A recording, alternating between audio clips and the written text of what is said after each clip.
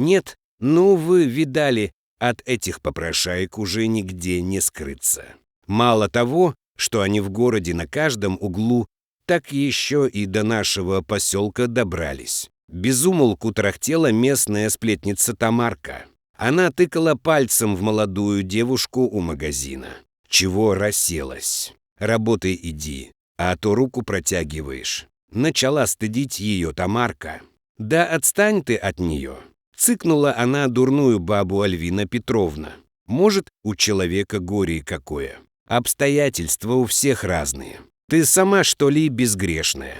Пожилая женщина не любила Тамарку и никогда не участвовала в ее повседневных обсуждениях всего и всех, а иногда даже спорила с ней и вступалась за тех, кого она огульно поносила и позорила. «Простите, я сейчас уйду. Я не для себя прошу». Девушка смущенно опустила глаза, потом быстро поднялась и пошла в другой конец улицы, который упирался в лес. Через полчаса, когда Тамара убралась восвояси, девушка опять появилась у магазина. Альвина Петровна как раз выходила оттуда с покупками. Бывшая учительница вздохнула, но молча прошла мимо. Альвина Петровна никак не могла уснуть, вертелась до 3 часов ночи. Она хоть и была пожилой, но вела активный образ жизни. Занималась моржеванием, скандинавской ходьбой. Раньше женщина работала в школе учителем физкультуры, но сейчас уже была на пенсии. Однако за своим здоровьем следила строго.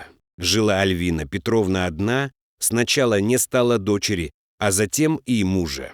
Были у пожилой женщины и другие родственники, но возраст их уже был очень почтенный, поэтому в гости на чай не забегали. Вместе они собирались только на большие праздники и юбилеи. Лежа в кровати, Альвина Петровна никак не могла понять, почему не может уснуть. За окном шел ливень. Может, причина в сильном дожде.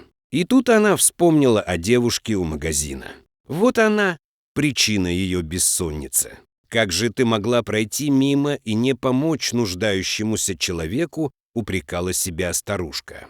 Даже не спросила, не узнала, что у нее случилось. Это все противная Тамарка, язык у нее без костей, сбила ее с толку. Ладно, пойду на кухню, заварю себе чай с травами, может, поможет, подумала пожилая женщина и встала с кровати. Заварив чай, Альвина Петровна подошла к окну и тут же вскрикнула, испугавшись. Взяв себя в руки, она вгляделась в мокрое стекло и поняла, что прямо напротив ее окна на скамейке сидит та самая молодая девушка, вся промокшая и замерзшая. Женщина бросила все, чашку, печенье, наспех оделась и, схватив зонт, выскочила во двор. Пока бежала, думала, какое счастье, что она нашлась, эта девушка.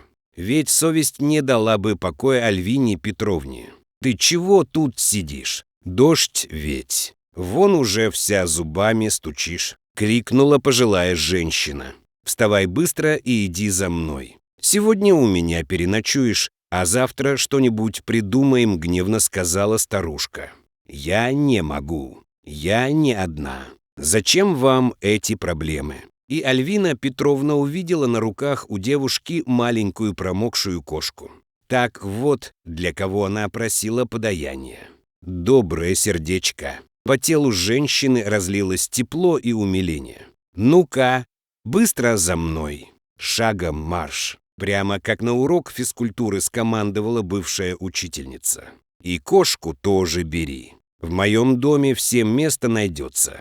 Девушка молча встала и пошла за Альвиной Петровной. Дома пожилая женщина взяла кошку, завернула ее в сухое полотенце, а девушку отправила в ванну, выдав свой халат. Потом сытно накормила обеих и отправила спать. После того, как ночные гости уснули, Альвина Петровна долго сидела на кухне и думала, что же у нее могло случиться такого, что девчонка оказалась ночью на улице, да еще и с кошкой на руках. Ладно, завтра спрошу, а сейчас пора отправляться в постель, а то уже скоро петухи запоют. Утром пожилая женщина согрела чайник, налила чай и, усадив гостю за стол, начала расспрашивать что да как. «Ну, рассказывай, что же с тобой произошло, как тебя зовут и как ты оказалась на улице?» Девушка посмотрела на старушку и начала свой рассказ. «Я Света, а кошку зовут Тася, и мы на этом свете, похоже, никому не нужны. Тася уже не молодая кошечка, она иногда болеет, и кроме меня за ней ухаживать никто не будет. А она моя главная защитница, я не могу ее бросить. Мы вчера из дома ушли.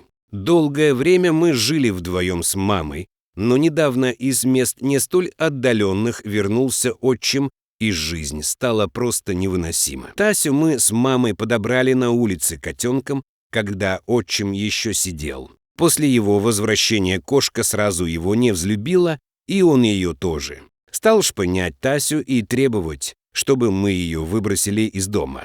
Он как пришел, так они с мамой каждый день стали устраивать застолья. Раньше мама как-то держалась, редко себе что-то позволяла, но как Василий вернулся, так и понеслось. И это еще не самое страшное. После того, как мне исполнилось 18, он стал ко мне приставать. То в углу меня зажмет, то в ванной подкараулит и начинает руки распускать. Спасибо вон Тасе, она всегда появлялась в нужный момент и начинала на отчима нападать. А вчера он вошел в комнату и стал с порога открытым текстом говорить, что он меня хочет и в каких позах. А я ведь, Альвина Петровна, еще не видно. Пока он пыхтел рядом со мной, а я пыталась от него отбиться, Тася разогналась и прямо с порога вцепилась ему зубами в ногу, да так, что он взвыл, как раненый лось. Я в это время успела схватить со стола металлический подсвечник и огрела его по башке. Наспех оделась, взяла Тасю и убежала. Может, я его убила. Или череп проломила. И Света испуганно посмотрела на старушку. Да нет, на днях в нашем городе убийств не было. Это точно. Иначе бы Тамарка уже раструбила на всю округу эту новость. А ты маме о своей беде рассказывала? Говорила. Да только она не верит. Все толдычит, что Василий хороший. Просто жизнь у него сложилась неудачно. Еще говорит, что любит его, тихо ответила Света. А еще они все время пьют. Возвращаться обратно боюсь. Он мне точно этого не простит. А кошку так вообще прибьет. Договорив, девушка заплакала, а Альвина Петровна молчала. Такого она совсем не ожидала. Тебе учиться надо, девочка, а то как же без профессии.